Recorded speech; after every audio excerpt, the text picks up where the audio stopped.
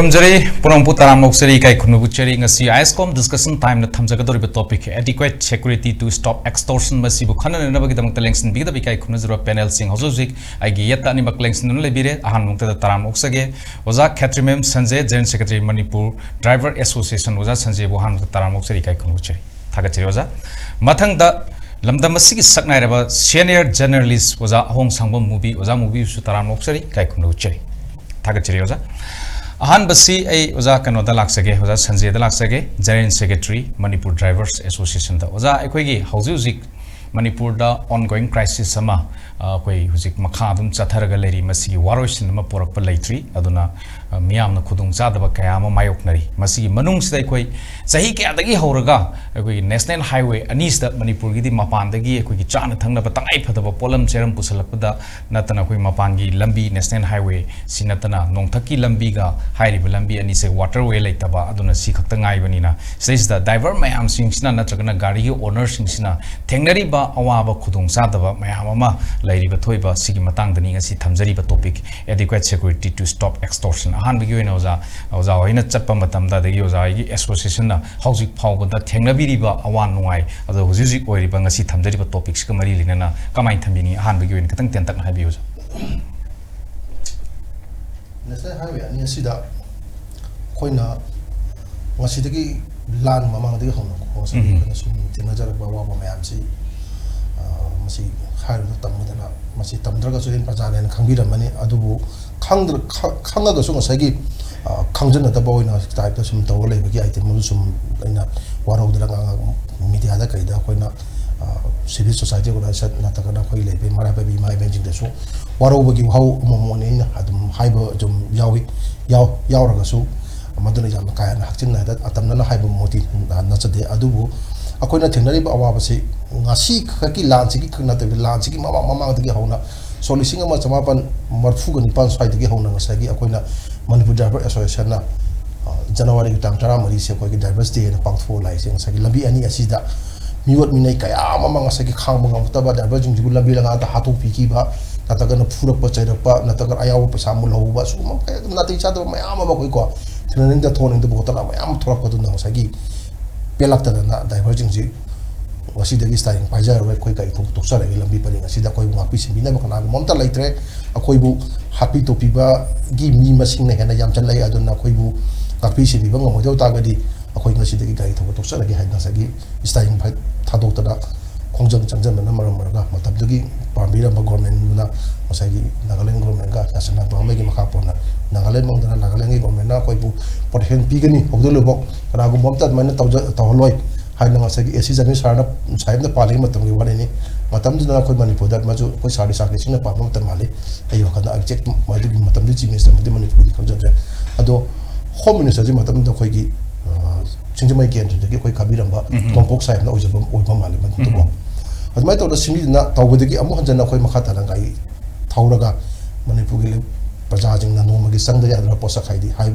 khoi sana thana bo ro sena babu ro na tagan mi be posi kanna ba hida la thapu or hai posak mayam je yoina mak mapalam dagi ban wari ni pusalaga sanga ga yoina mak season ba ngata wain to bonina adumaina makhata na mak duty am tawraga diverging jen man harau na machat ki adubu ngasi mak khoji lei ban lan phama sidai sida sumnagi maitai gi amasu kuki khaki lan na taba puksa ki lan ma de mak tarkar hoina ko khoji jik mak sumare haidi lan toriba isnau chini mare lan ngai ba mate jing chuma ngare atagana babu ko yengi ba ko gi purup ching chuma ngare moi chuma ngai akho chuma ngare puksa ki lan ai sizin tija ge to mak sizin na le ba Manipur da le ba na ta piti bi hingi ba jiba khudi mak na puk ai be sa da ya da pas amane ba sugumba lan mayam sigi marak chida amu diverging na thenari basi lambi paring asida kana gumba ko gi lamhen tu hen ba na tagana kana gumba ko gi kulai pa bajing na bo diverging ji ge gari sing ji ge ngasagi mogi sendar ba moi ba haidi khangau dana khudak ta patla na thola ga paisa mun ba gumba ade yauti ha ga na thuba gumba to basi ma to mujik chot mu tawri tawda badi na te samna ha de kui jing da impan ji mamla mi da kuki ke nom ha ma to ai bu kawre ko ki kuki la lo mana gari gi थाव गाड़ी मरी gas plate नोई कापसन driver खुनिंग कायदना अखोगी Imphal के अखोगी advance hospital लायेंगदना तौन अखोगी सांग लेखिबगी अमसु लेखले driver अदुगी सोइबा driver अदुबु पुचिदम होजना गाई थौनिंगिद्राबा सुमाय तौदना अकी तुजुंबजे पोहन बिगनु driver हाइबना पोराइबा पोसक खुदिमक जोनमक मणिपुरदा हिंगमिनरिबा फुरुप खुदिमकना सिजनबा पोसक मातनी मदु मैतैगी हाइबा लेते मदु कुकीगी हाइबा लेते नागागी हाइबा लेते अदुगा अमसु अखोगी मुस्लिमगिना हाइबा लेते हिंगमिनरिबा फुरुप खुदिमकना सिजनगदा पोसक मातनी अदु अकी तुजुंबा मसी पोहन बिगनु हाइना मतमदुदा जुम लाव लाखनी असिमसु दम लाव लाई अदुगा हाई दुंगाई अदगी इबन वरी ने मणिपुर मेंग मफम दा कोइन हाईवे प्रोडक्शन फोर्स थबियु अखोजी स्क्वाड पीबा काना मतिक साने स्क्वाड पीबियु आरोपी मतिक सा थंबि फना तुम हाई दुंगाई थबक ओइना मदुदा मपुंग फाना पांथोक पदुदी मदुदी अखोगी मितदी आई मकी मितदी मदुदी ओइद्रे ओइदबेबो अदन लंबी थोंगी अमुसु खुदोंग सादो सुमयामम लेरि लेबेबो होजिक नुजु बंदा लाखपा सिदा होजिक लंबी पाखोपगी कोइगी कक्थला लेबे लंबी जिंगसिदगी ngasai gi drainage ki खुदोंग सा होजिक चिनोयना लाइत्रबनिना लबीदा तारब नोंग की इसिंग सोरक मैं यूनो चेंचल गाड़ी मैं तखाबदी लंबी पूरा सलाक सागे चपगमदब गाड़ी खुदी पोकलेन जेसीपी तौर इल लाब जगह मैं याबो नानबी चांग क्या नानगेबू जेलम कप गाड़ी से मनिंग हाइजन पुनः पुनः अखोगी सीधगीबगुम कीनिंग थवाई खुबाक हापग चलिब ड्राइवर मैम से अवाब कोपची करम खाना कोकदोना खितंग समम थोएना मथंग से सीनियर जर्नलिस्ट लाक्सगे हजिकी ड्राइवर एसोसिएशन की अखोई ओजा संजेना हाइब वाफम सिंसी ओजा ताबीरे तो थमजरीबा हानबगी ओइबा अखोगी adequate security to stop extortion मसी ओजागी ओइनदी कमाई थंबिनी कमाई अखोई नेशनल हाईवे मणिपुर मरुब अनी है इम्फाल दिमापुर और इम्फाल जिरी इम्फाल दिमापुर सिना मेन होइना पोचे पुथुपुसिन तोरमनी वो अदक की इरांग अमा लाकपसिदगी मरुइना मैतै ड्राइवर सिंची कांगपुपी लाला चटपंगमदना अयाम अमत चत्रे इम्फाल जिरी लंबीदा लोइनमक लोइ चटरे अदु लाइव वफम दे नेशनल हाईवे सी मपुदी सेंट्रल गवर्नमेंट की मपुनी लो एंड ऑर्डर स्टेट की लंबीद थोपा थौदोक वाथोकी रेस्पॉन्सिबिलिटी है दायित्व स्टेट गवर्नमेंट लंबी की यादव खोटप अतई तौबना सेंट्रल तौदब अरेद हाईवे से कंट्रोल तौनब एक्ट सेंट्रल एक्ट सेमे 2002 हाईवे सेंट्रल कंट्रोल एक्ट सेमे हाईवे से कंट्रोल तौनब थबक मैम यावरी ममांग national highway authority of India एक सेमग 1988 अखोई करी है लंबी खुदचादब मैम है हजिकी थम्बीरीब पैसा मुनबनी खंगे ड्राइवर फूब चैब किहनबनी खंगे वाट एवर सिगुम्बा तौरको पोस्टसिंगसिद अखोई चैराक पीननब हापीब सिगी पोस्टसी सेंट्रल गवर्नमेंट सेम एकने सेंट्रल कनोने मसिजु अदगी हजिकसी सिगुम्बा एक्सिंगजे लेना अदगी स्टेट गवर्नमेंट सेंटर थाजब मैम पीना स्टिल ड्राइवर सिंह अवाब से कोक्तबदगी से ngarang nahan कोई पेट्रोलियम पोथोक पुबा ट्रांसपोर्टर मैम है तोान तोानब अखोई कंपनी मैम के एसोसिएशन मैम है प्राइम मिनिस्टर चिरोल पीरगा लंबी सिदैदा मोइना थेंगनारिबा खुदोंचादब मैम से अदुकी यामे मपुंग फाब सिक्योरिटी पीद्रगदी अखोई जुलाई अगस्त अमदगी गाड़ी चेंजर पोल यौरने लाइव पोती अखोई स्वाद येंगसे एक्सटोर्शन से तौदना लाए तौदबदी नाते तौरगसु अखोइना हाइनब पुब थांग ngamba हाइदो आई लुपा चाम याबद लुपा पिरमो मंगा पिरमो हाइबदुदि आई पीब ngam चांग मबि पिनिंगबा लुपा चाम परपुदगी लुपा जी अमन कुन बियो अमन कुन थापी अमन निफु बियो जिन परे अमन लेसलकुदि कोई पीब ngam हाना कांगना तौरमदुना होजिना कांगुप यामेब सी ड्राइवर सिंह मोगी लंबी चपदा अकीब लेबिदगी लोय हाइदोनंगदबयोने अखोई मीडिया विद रिसीट अखोई मैम फंगेब अखोई लालोब लुतिग ममी यारग लुपासु लोब अदु लोबाना करी मो हाइतारे अखोई मोइग मरी लेदब लंबी चपगी टैक्स लौदुना तोंगाबम जारेको अदुगा गोडाउन टैक्स ना जि लौरी चही की मरी इरे लेदब गोडाउन दा थंबा पोतु मोइने लौफम थोकते अदुगी टैक्स ना जि लौसलकदोइने अन सिगी मैम जना कैदोगेदा koina January 14 da diversity and say going to see sidi da driver mayam amu photo da koina leisu kan si ayam ba driver si lambi si da khudong thi ba thong thong ta si gi bang hakane hoi ma gi na ba ye phuki kari da khara yarum di go adu masing ayam sarukti koi lambi si da koina dum ta bang hakane cover da kai da loi thena ra hakane lokha da gari india gi ba mai tha do pa adi kidnap da hoga thi khang da ba pot ko na gari ji pusan gra ga pot yaw da na driver yaw da tha do ro pa so many incidents to khrabne ana sigi mayam si lai na governments na kadai phong da thaw local ge je ko ji question nam le se ho ji pal ba BJP government si 2017 gi March dai da wasak lo ge mani adu ga April ma da ko yi pang thok ki ba paw gi mi pham ma da matam du gi chi mi jo ji so bi man hai si koi highway security force thamani IRB battalion ani ling bada center na aya ba pire lingani haire adegi IRB launa ba interview to re irang marakta interview ga sun khara haido khara irang mar ibdi mayam chang interview for law thei law tok te tong na dra adu hoji ba da highway to protection to we positive anta laitri ana sita semodi ekoina sum problem je sum lairam ni na problem je thena ga dam ni na sigi amna concrete oi ba policy sem mum jange ba hoji piri ba security si gari driver sing ne kang bira mani ma na khara se pira ni marak ta khara se ni mani na khara se ni kari gum gari ya da bo yoro kanda adum le horo doine moi nga pi ba sit bi ba yoro ba ari moi mang da paisa mun ba la pa adigi gari da nung thajal pa kari gum tam de yeng le doine ana sigum bo mayam ji yeng ga driver sing ne la bi ji da ana ko khudong thi ba ji nang e je khoi loi kang e adu lai di ai khoi miam zna masida ai khoi ge ba direct oina ai khoi da thingna da hai tare khoi na thingna ji ke no lambi da paisa khai gi buduna sidi da lupa tara ri yong po tu traba thoyo lei ne traba thoyo do trai thoyo lei ne sina gawati ge impal ga mamal ji anga po de khene yo se silchar da bilamati bek te lupa chamani khre mu do impal chatruk yo jale ale di construction work se khoi kyam yo lani adi dimapur le wo na sinari si khoi impal yo kan do di lupa lak maya yo sale gari ma da adu ori de sigi pon myam ji khoi ki miyam de lo ge ne je khoi miyam ni ma du khang bi ge dong le khoi miyam ni to je ai wan ni direct lo drum ni na ai wan ni ma du thu no phau du kum do yo ala de ji khoi de le ji port ki mo ma ji kana na kai dong ngi heng ka ki no kana na ramai to le pi no je khoi kana da hong de na sil batara piram po chi no ala trama to yo lo ma da e nu pa he lo bore ya ga he lo piram la to ne ala sigi mo ma yam je khoi na thok ta na ba state government na law ji lai ri bu du pha ne enforce to bom chang labor law do enforce to dragadi law le bi wan thole te ana law enforce to changi ana driver na technology ho jikte su sanjoi na bi ru ni koi lambi gi khudong cha da bisna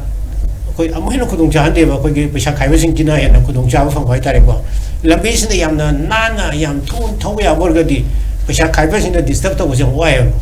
ho jikti thau ya dram ni na ta na dra su ya re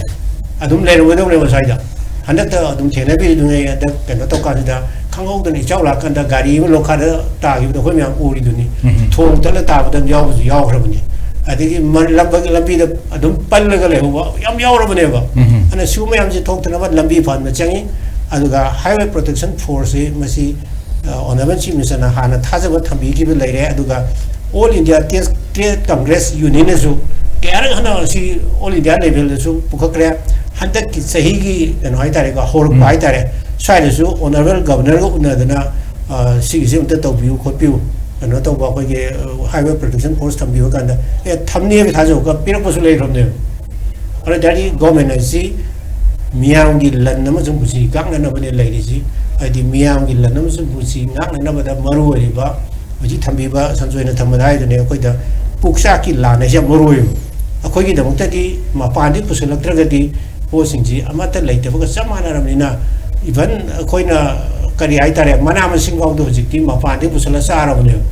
ana si gi phimam ji yeng biraga highway and si yamna ningthina smoothly sat pang ngam ya na mo hon na ba ji government ni ba thongni madu tangai phadana athu matam da koi matam time frame ai tare ko amo gi manung da to biraga di driver na theneri ba awa sing khara mo khai ko kani adaga koi miyam na port ki mamal gi kari gi theneri ba awa je si ju khara mo khai handani na ha bai raung je mai tam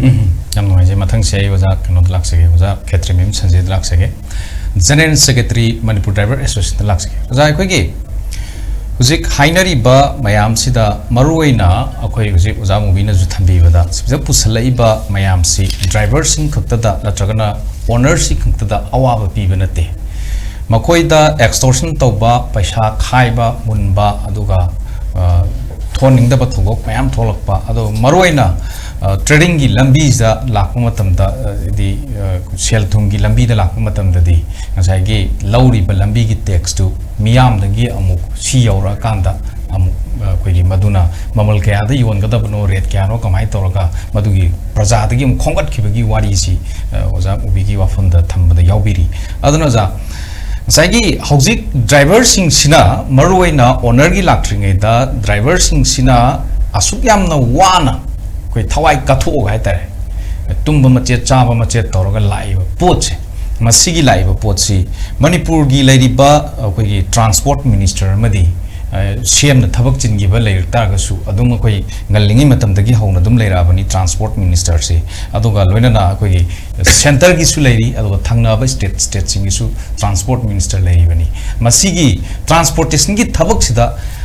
ka hena khudong thiba thokta basi medkhat pit na khoi association ma leirabani na tongan ba memorandum kaya ama pibiramani pisallamani na khali ngasai thambi bada su yawre akhoi gi strike amuk tawrure adi security pirani harga amuk chatle amuk nemdhara boi khalle amuk adum hore masi adum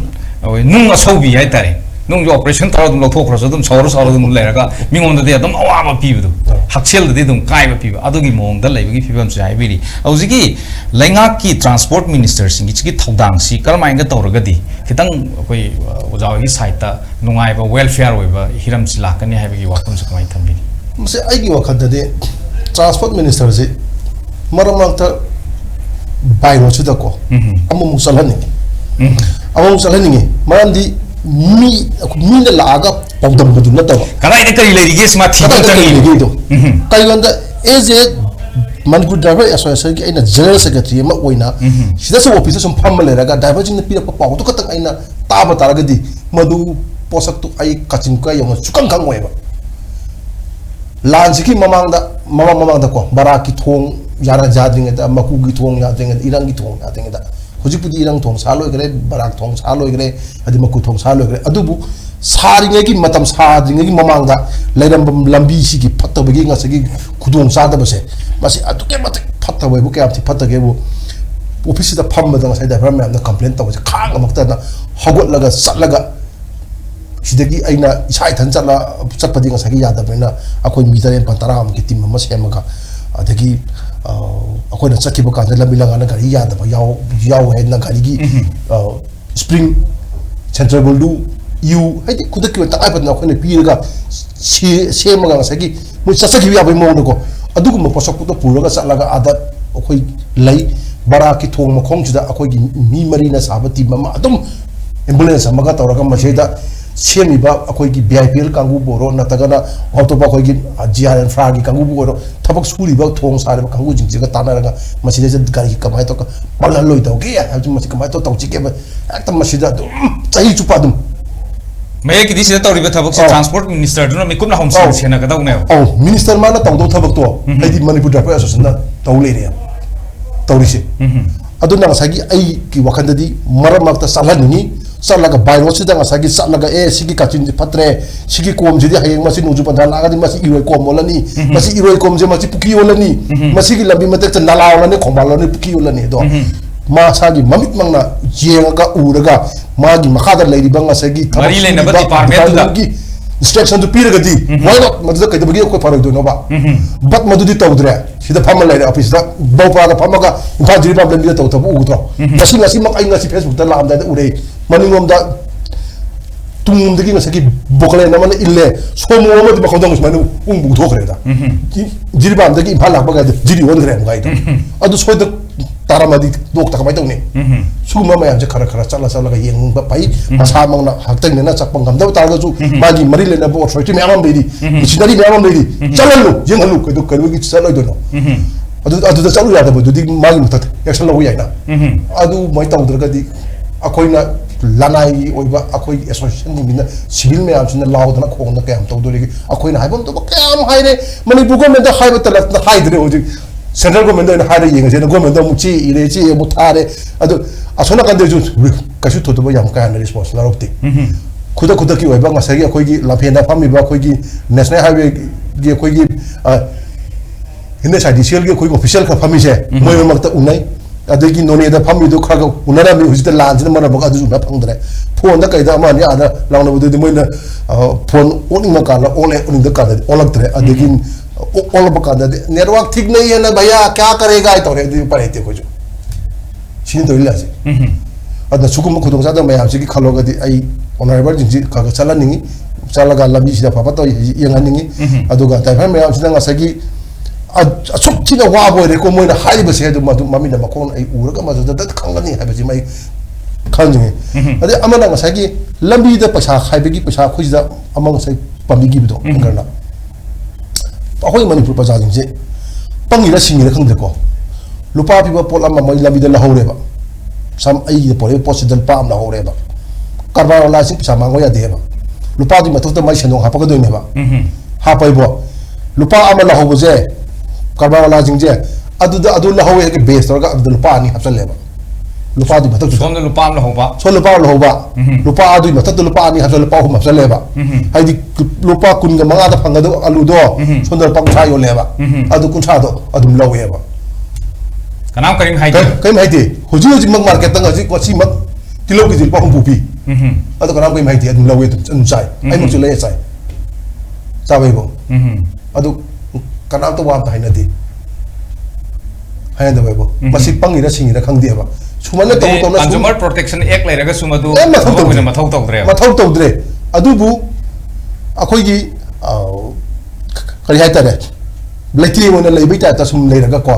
तनाय Fadna करम कांदि सिनरग आई ngasi TV में लेलो सेबा TV से याद्रेबा मखुत पियो मा हाइकांदा हाइंगु याक्ता का कांदो अदुगुम कांदा का ngasi कंज्यूमर की एक्ट तु सिनरंगदा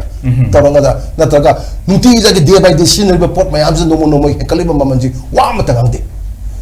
वाम तंगदे चेंग दाइरो जिने गवर्नमेंट की रेसे लुपा कुंसा का तरे निपाल बा करो म पंदा अदो लुपा तरे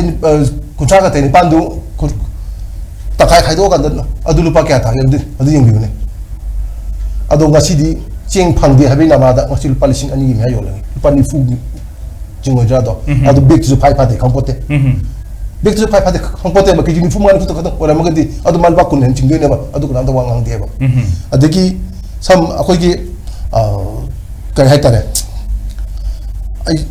अस लेतो लेरेने कोक्स द चंगगा मजे हाइदो पंगमद्रे हाइदि सुमाइना नाते चाता मयाम लेरि हेबन दा कोगी मणिपुर प्रजा जिंदा गांगा चागा मदगी मयाम सिन एसी की पोस्ट सुमाइ तो पाई हाइबा वा मजे कनागम ता उतो तो आइगी सोइदा लरे एबा फरे यारे तुम चकिबदो अदुगी हाइने बिदो अदु मपु पांड्रे यंगे बिनो लेत्रे हाबनी उजा तबिरि से याम मथंग से उजा कन लाक्सेगे सीनियर जर्नलिस्ट लाक्सेगे उजा कोगी कंक्रीट ओइबो पॉलिसी म ट्रांसपोर्ट की मिनिस्टर सी साइगी कोई ट्रांसपोर्ट की मतंग दा बदे नेशनल हाईवे मतंग द खनबनी ना मागी मतंग सी मथौ सी याम एक्टिव ओइबगी रोल सी स्वाइ मतंग से लाकपदुना उरई अदुना एसी रूम द फमगा लेगदब नते फील्ड चलगा स्पॉट चलगा मा इंक्वायरी तवम संगी मयाम वानरी से हाइदी चीफ मिनिस्टर सिदी स्टेट कुनो मकी पाइरकपनिना मा मतोंदना लोइना यंगछनबा लोइना तवबैदुदी ngam नतबनिना माइ मागी मिनिस्टर हाइबा मिनिस्ट्रियल स्टाफ हाइबा मागी ग्रुप अमा सेक्शन खाइदोगा लेगरमनिना मसी एसी रूम द फमगदब नते मागी तवम थोको तवगदबनि हाइसदा सीनियर जर्नलिस्ट की मीटिंग से कमाइन थमिबे होय मिनिस्टर खक्तिगे वासुनातना मागी जूनियर आइगद्रा सबऑर्डिनेट स्टाफ सिंग मयाम अमसे लाइ से ट्रांसपोर्ट आइगदि ट्रांसपोर्ट डिपार्टमेंट लब लाइनि ट्रांसपोर्ट डिपार्टमेंट की director deputy director joint director additional director so many मखाद लेरबे कमिश्नर सेक्रेटरी मैम लेखरे मथक्ता जो कमिश्नर सेक्रेटरी मु लेरे अदुरगति इशूजी लंबी की नुआइदबरा गाड़ी चतोक चसिन बेरारा अरिगा सागी सेन खाइबदि वर्गदि ट्रांसपोर्ट मिनिस्टर देगी होम मिनिस्टर होइन मरुरे मरदि होम ग मरी लेनबनि अदु वर्गदि लंबी सिदा ड्राइवर ना थेनरिबा अवाबा सेनखाइजना कमाइन तोबा हाइदो इनकोग्निटो हाइतारे मसक लोलगा कनानो अमतजु गाड़ी एमदा तोंगा चललगा प्रॉब्लम दो सिंगैदि लेब्रा हाइदो वो यंगे नत्रगा प्रेस मीडिया दे होजि रिपोर्ट या बोल लेरमनी होय मीडिया हाउस कुदि मगिदे इन लोइन गारंटी तो बुदि हमजति अयामदा जिरी लंबी दे चलगदि कोई गाड़ी एमदा पास थी अदगी दिमापुर लंबी चलगा गाड़ी न रुपा असुप थी मागे रेट अमा लेग्रे बजी लेरिबो रेट सी हानदी इम्फाल जिरी लंबी सी पैसा खाइबो मसिंग यामम देव मफम अमा आदि खतंग खाइरमी अदुना ड्राइवर सिंग जने याम नुआइना चचरमे हुजिक्ति मफम सु यामे रेट सु वांगे अना सिगी सुजी याम खलेबो अरे सिगी मरम सु यामे अखोना पैसा खाइबसी गवर्नमेंट याम कन खुथिंग जंदबसी मोइना तौगे हरगदी अदुम इराय लाइन तौबो ngam पोने मसी अखोइना हंग यावरे सिक्युरिटी फोर्सिंग सिदा नखोगी प्रेजेंस दा नखोगी ममांग दा पैसा खाइदो नोइना केम तौदस करिनो अदे मोइना याम फसेबा मखखुमे अखोइना गवर्नमेंट गा खोगी लालो लोपसिंगा सीज प्लान ओबीआई सस्पेंशन ऑपरेशन ओबीआई यानरगा कइगुम खर तौबसिदा कनागुम लुप खरदी मदुदा पैसागी इन्वॉल्वमेंट जी यावहोद्रबा एग्रीमेंट इन से सस्पेंशन ऑपरेशन इन कांदा था स्टाइपेंड लुपा लिंग तरुक पीने अरे स्टाइपेंड पीदे मोइन पैसा खादी मधु फाबदी है सोद मनी मनी इन्वॉल्वमेंट कई इरमद्रब थागे पीने अदा पीने यादे मोजे केमन तासले कनाना थाकदोन कोसलम अरे मोजे हिंगनब होनबद मोइन आउटसोर्स तौर कलाई कलाई थीरपे तौर सिद गवर्नमेंट उसनदना लेबदौना तौबदौना यावबसु यावरेबो साइज खर चेक तौबम चंगे दारोबो लुसिंजी मणिपुर दा लेसी यामना लंबी दा पैसा खाय हना अखोइना थाजनरिब कांबुसे अयामना गवर्नमेंट गा सी इनरबा सस्पेंशन ऑपरेशन हंगे सीएसपीआर नि हंगे गयमु खर यानाबो लुमना या मोइ तोय अखोइ इलीगल लोइरे नत्रगा कनो ओइरे अना तौनरिबो हुजिमक लान हौरेन लेइबो कांबु मसीदि मसिंग याम लिएबो अदु ओइतारगति यानरिबो कांबुदुदा मोइना मोइगी पिहोम थोबुदु पीरगा मोइना कइबो लमीदा पिसा खाइरागति मोइ मथंग एक्शन लौबसु यायबो मदु ग्राउंड लो दुगारगति एक्शन लौनेबो लोइना यावनबलेबो अन अदि पोतुमा हापसन मम चांगी अदि अतोपा मना अखोइ नसाई पेट्रोलियम प्रोडक्ट की एसोसिएशन जुना तंबा रिपोर्ट की मतुंग इन हाइतार को मीडिया थोरबोदा सही मदा लुपा करोड़ कुनगनी थोइगुंबा सि मोइ खक्तेगी वानिको अतोपा गाड़ी यावदे से आलू पेट्रोलियम प्रोडक्ट खक्तंगी आलू होनबा बिलामती होनबा अति हुबि यावदेबा पेट्रोलियम प्रोडक्ट खक्की गाड़ी सिंदगी हजिकी खोगले लुपा करोड़ कुनिथोइ करोड़ कुनिथोइ गुमने हाय अदोरदि लुपा करोड़ कुनिथोइ जी पैसा बचानते असो बिसाने अदगी सोमदा गवर्नमेंट ना कोई ट्रांसपोर्टर सिंसिदा पीरिब एस्कोर्ट से पैसा तिंगगा चटनी गाड़ी वारी मी थाव हापिनी अदगी अलाउंस पीरिब नि सिक्योरिटी मैमगी अदुगी पैसा मैम जु तिंगबा ड्राइवर सिंदसु पैसा मैम जु तिंगबा अद डबल एक्सपेंडिचर चटपै महौता अखोइना पैसा खाइरिदुदा सिना मोइना दि लान खनगी बियाय अदु ओरगस अखोइना हाइनिंगसे गवर्नमेंट दा पैसा जी कनमंग मौनबा गवर्नमेंट सु एक्शन ngam मखोई मसेल जी यानबोगी मखादा से सिग लंबी से अखोइना चाही मदा पोट की ममल की 1% हाइगेरा 2% हाइगेरा वाटिपर यानबमदा सिखै लौबा लौसुदा अइना दु लौबा अइदु नंगना दु लौबा सिदि हेनबे यादबा गाना तौरगा लबी जी अखोइगे हाईवे प्रोटेक्शन यावद फ्रीली जामन चलम नोएन भरे अदे गवर्नमेंट पैसा खर्च कर लेदना अदे लबी से बुसु यादे अन सिगुंबा अमा तौबसु याय अदुगा लबी से एकता टिप टॉप त फजन सेमगदी पैसा खाइबजी कैसु प्रॉब्लम नते ड्राइवर सिंग जी दे ऑथराइज तौथोखरबा मरदि नेशनल हाईवे दे मी तक पाइजे असुब क्राइम नते सिदी मपान की कनो सिदी भारी तखरजाने कनोदा नेशनल हाईवे दा क्रॉसिंग तौबो यादे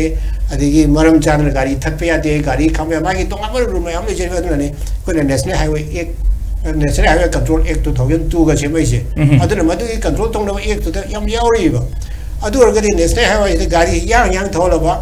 एंट्री सिना तंगाई फदबा एरिया नतबगी चात एंट्री तो होंद्रबा अखोइदी काना दबदा साइदा पुलिस अनियम का थोलगा सही में थांगदरे त चेक तोलेरमे अरे लोन सॉरी लोन ऑर्डर फतने सिक्योरिटी रीजन है का ड्राइवर हाई सिंगम दे अरे कना हो कसु नतब कामु यु पुरको येंगे तो येंगे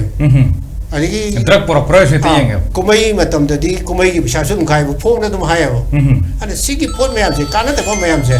मसी थिंगम चंगे गवर्नमेंट अदु ओरगती लंबी से फरबा अखोई एंट्री से तबम तोपा से सिदेगी सखिबा चंगप गाड़ी से कराय चेक तौनी हाइबदी कराय एंट्री पॉइंट होइनी हाइबदो सारे फन तौदोरिब्रा मणिपुर पुलिस ने तौदोरिबा मोटो व्हीकल तौदोरिब्रा कनाना तौदोनो गवर्नमेंट से भी तारे अखोई असरफल से एंट्री तौनी अदिगी पुलिस सु तौनी अदिगी एक्साइज सु तौनी लोई तौदोइने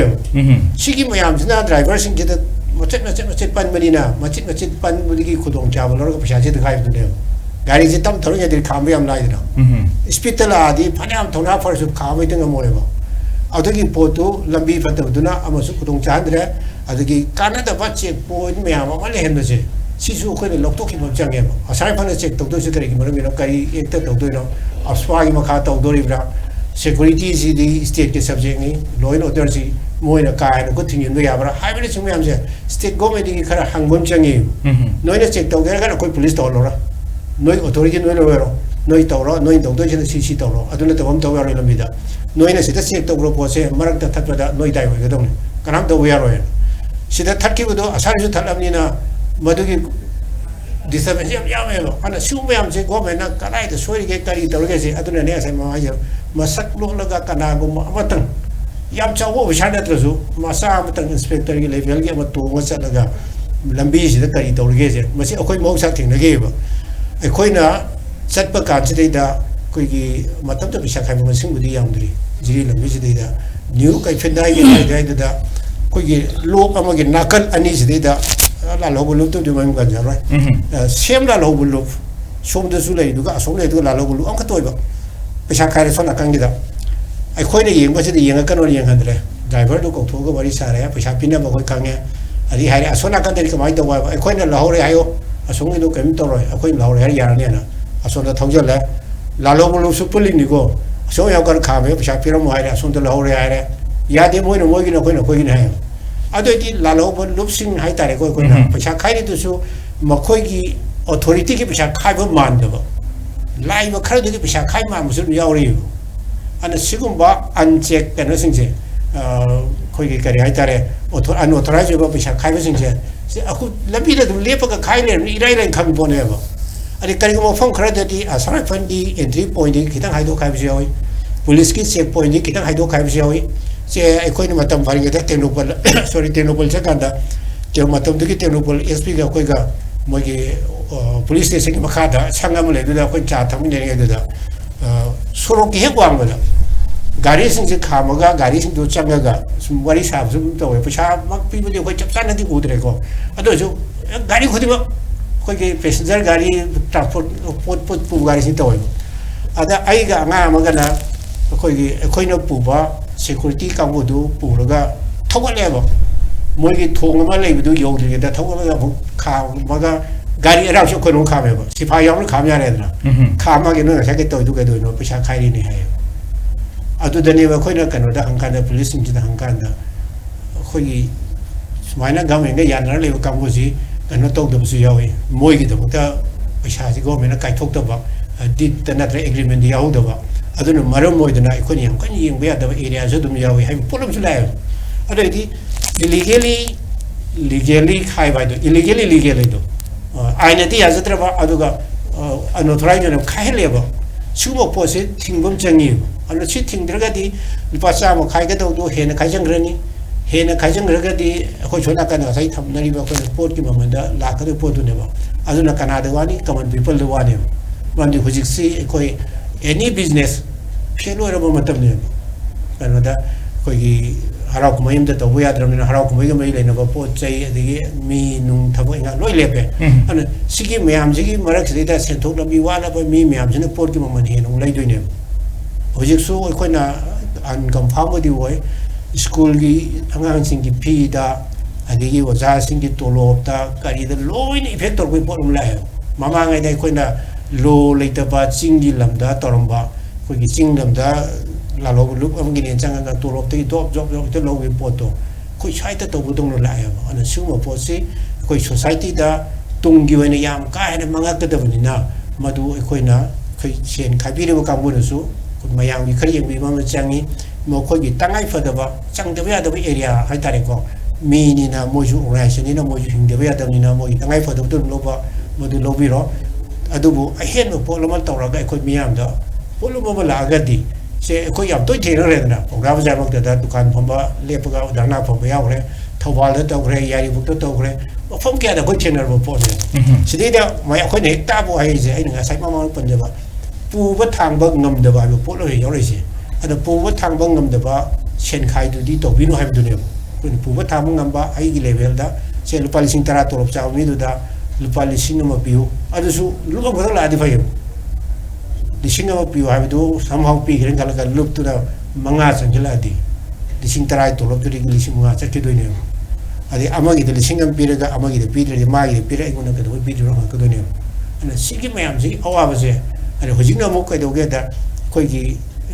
लान हाइगद्रा कांगलुक इरांग थोमनिना खाना सुनबा लेरमनिना खुल ngakpa isa isu mayam isa inau mayam ni mingda kangbu no khai kale ada khai ni si ju mu che ngarang na no te ni ala moi tengol gi yum do bisa khai bi no ala moi tengol ju khun ngakpa yaw ya ni khun ngakpa yaw ba mi du gi yum bok do bisa khai kale ga di karmai tong du na ju ko senam thole ba da ni bisa khai ba si limited loina tong de ya da ba khad bok to bi yo ada ga miyam da pu bu thang bang nam da ba gi thak tu di la hen bi no na mai tong tangwai ju mathang se kano da matam ju tian se le oza sanse de lak sake oza khoi mamangi congress government gi hauna dum matam sang na blockade to gi awa ba si mayam dum khang re tai hoi masi losin be ya roi da ba dum lai gra ba wa pham ma khang ni media na kai na dum phongtok na wa nga tani miyam na theng na ga ana blockade si sang na le rak matam si da driver sings na theng na ri ba awa ba ma dum bu chami na ri ba handerman hai ga dra kare hai ni koi ma ga loim na ri ba helpers sing da su khudong sa da ba mayam wa ana yek na ching ba yaw ba ma da driver association na chatlaga mateng pang ba atu su mayam dum una dra wa phong ak tani ana blockade sang na to gi matang se swai da di kamai na phongtok pi ni kamai hai bi ni blockade sang to was kana was kai no khang thre khoti blockade sang to wai kana was kai no khang thre khoti mana ta le ba demand madu akhoi ki phangdri ba mana blockade to dum tawra ga lai ni haina sa gi tawri ba moiso moju dum mari na wabati haidi ahing chupa moi ka su ada mi am tana ka su sanga le ngam ngam na ti moju haidi amana ayuk to sangani amana din sangani amana dang sangani sumana moju to ina sum sang jala ga di samna har da khoi gi mi sa ma ga di phone de ni blockade to de bu mi mamang thang ma sok to mi tara gi bu tim mam lai lo mi tara gi tim de na mi kya ni sangam de na moju ko haidi admai to na moju bari ni wada na te akhoi na lambi de le be wa ba akhoi na to lambi de le be wa ba aduga imphal da na ta kana manipur da na pot phang da be awa ba joina wa mi na wa ta ni moju wari ni sang ba wari ni ibon wari ni moi masa mak so manga de gari sina sang na hoji kilometer mari manga sang he khambila thama ga di moju chathok cha sin moju transport da so moju adu wari de wa ba adu ma so moju tang khamam khanba tam power kal ai wa khanda samay da saki emergency gi ana ba pukhalo ne ambulance da ha pa ga ambulance ko ga la to ne asona ka da ke sem sama na sawu ma na ba gari ka chalo hoi tata truck mudi ne le khore adu bu passenger service moi masagi oi ba gari bus ma lak chalo ne so de ambulance ma lak chalo adu bus na lesson le ba ya pa jaga le ga di pai le ta ga di kam do adu da minute ma ga ko ga ambulance le ka dra chuai na lai ko thiri patient du khudong sidani aduda patient siba taraga di adugi daita kanana pudono gari blockade tawre hena khama le ba gari jindu gi driver jindu puduri bra na ta kana blockade tawri ba lup tu na puduri bra na ta kana gari thorga pubire ambulance driver na pugudra ta ta mayo no la ba gari driver na pugudra sumana wakat je kala khada ba phai ai di asang ba kuina sang na ban taw blockade taw sigi kana basi kana go bam ta da masi apa fall le mudra habe ba kan ni ko ina thamjani ngi je aduna blockade se jari makai to bita bana phai ban nai ba sigi kana basi karino hai basi yam na munna khanbi daga apa ba su mangai phata ba su mangai khada bi daga blockade to sigi blockade to gi matang sta diversion khakta na porai ba man du gi hai time porai ba pot machak to hai di yam thuna patha pum thagan ba pot che oiraga di ai di patha pum ta adagi hita lang thak sui li yauri freeze da yam thuna thamgada ba adagi thamoi da ba hai ba ma me bi gi haksel ga mari le na ba so swai gi area du da di khoi gi musiki blockade ki manung du da lainga ka natraga na masigi compensation natraga phangngai oi bia ba lambi ji kamai thengna bi bele thodo padu ko compensation phangde da phangde da di kai wanda alu da har ge da ko sai pat pa ya ba se alu je atu ki mati thuna palle amma he pat pa ho da mai bora da pra pat ne adagi mathak thang bora na pat pata ga amma gi mai gi machum do na amma ka gi ja pat to ne da tangkai ma ga pat ki ba mayam yaw gre alu alu mapudu ga porei ba gari gi driver na da kara mapudu ga moi ani gi yasan na gi makha pon na mak lotion gi ba ngani ngasi bok da government gi tarap gi adu gi ni kai na kai ko bam ta pira ki ba adu gi mang gi ju khongpat pati som da gi amuk yora kan da adum khongko khidoi ne adum praja da gi mam de ngasai gi प्रजादा दम ताइफम ओदुने हाइदि मागी ngसागी lupa tara mangada laga alu thunga do tangkhai pat kita ga pa kontra chingdone chingdone ba lupa kontra de mata zamba no horen chendong pa pa kontra ga ni puyo la kadone ba adu athum prajada tum ta dain ta bai na ozam lo selak pajda ozam bi khogi huzik lairiba national highway sing si natana akhoi poche puthok pusin gi lambi si leitabani na upai du edi mafam amata leitabani na Manipur da lengak lingai si adum chahi si yamsala bani na masi gi awa si adum mirol kaya na thengnaraga lai hojik su dum wari adum tung koi baya ba highway protection thamba bu ero adum tung koi baya ba tungdala kadaba ichai su gi damakta mahorol gi damakta ngasi aikoina akoi gi lengak ki hojik thaubu biri ba honorable chief minister ne haibada ngasi akoina thengnari ba awa ba popi thaba thingba adega drug ki adegi forest ki adu gi da lairi ba problem am se thingnana Honoruba, Sinamaram, and Resuscitation sit Tangaribani, Adona, ongoing crisis it Mayok Naribani, Masi, sing a Sigi Mirol Singidam Tenate, Tungdalaka, Mirol Kayagam, Teni have a Wafuma Tabiria, my Tongdana. Highway sing si protect tau naba kita makta asing extortion si ekoi te thengna dana ba aduga miam gi aduga chathok chasin tauri ba ekoi gi chakhau sibu hangan dana thamna ba kita makta truck corner amadi driver sing na lobiri ba thaudang masi puramak sing si yeng bira kanda laingak ni am constructive koi ba role khara lobhom thoi have is the kamai thambini aroi boy highway protection force ma am thau tai Juji mak ko jiri bam da har mayam pa iraga lai aduga hoji har sai metam joksin dar ga dore hoji imphal da puthok ngam ri si jong sai sen khai du mari dei mar ni sen khai du ria tu wang pana puslai ba po tu sri da har ri control pa no ni na po ni na control item mo ni na mamen he na yom zero de wa thok do aduna transporter sing jin da singning dre na shubo po si mayam mam lai bani na ko da alu ti lo du bodi दुकानदार दुना करबा वाला दुना मा तो बतो या जर गजु सुम कंट्रोल आइटम खरदा दि याद नि न दुगी बेरा लेबि ना कोइना हाईवे प्रोटेक्शन फोर्स म बतो ताइ अदे ओनवन सि minister ngरang nan thambi bo ro dio bsi koigi real gari si imphal yor pasi mathang chahi da ga di sodre yor koi pol ma hai real si yora ga di transportation da kharang ma kai di upai khrasu oi gani ram di real da di pisha khai bom ji kitang lu gani ma di mapu tu thi dra ga di por aí vou pôr tudo cai dia rồi đồng na, rồi đây chúng mình là phân những cái này phân chụp phải giờ rồi đồng na, bữa thằng cái port hà lộc thô và chiêng lộc thô và alu lộc thô mình là tên là mình bảo mình bị sát đối bắc phong rồi, anh railway gì, rồi cái đó mai cái gì vậy thì mình làm lấy go, anh là tung hàng bị sum chắc rồi, port cái đó một cái đi railway usil là gì làm cái này anh là highway protection force tham gia cái này anh là lambi cái phi phẩm se, coi mà rồi se lambi cái phi phẩm se mà phát cái đó cái gì, driver là phải sát khai được không thế Akwai driver sing de bisa khai ro to lambi ji chat pa de sa ri ba thau soi ba gari je si chu bisa yam yang ro ja ne ba thau li te tara sang ga du tranga sang ga de gari lambi fatram ni na adigi sona ganda kana machinery sing the part sing social ga do ni an si gi myam jeng ga lambi fan ba ji takai fa de ba ado BJP na 2014 da yala na center da gamin pa gi matam da di Jiri da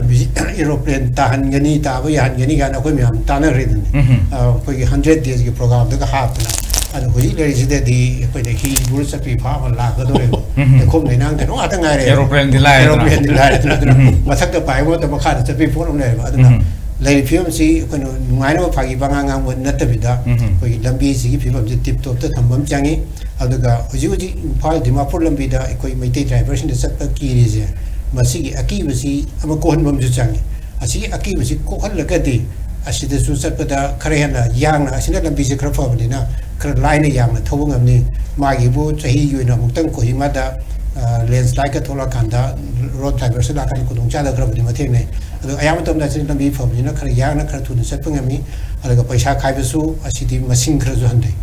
ada asida lambi si yang ge cha pe yana hon bi roba lambi shabi roba highway protection force tababa railway se thu budi yohon manga magadi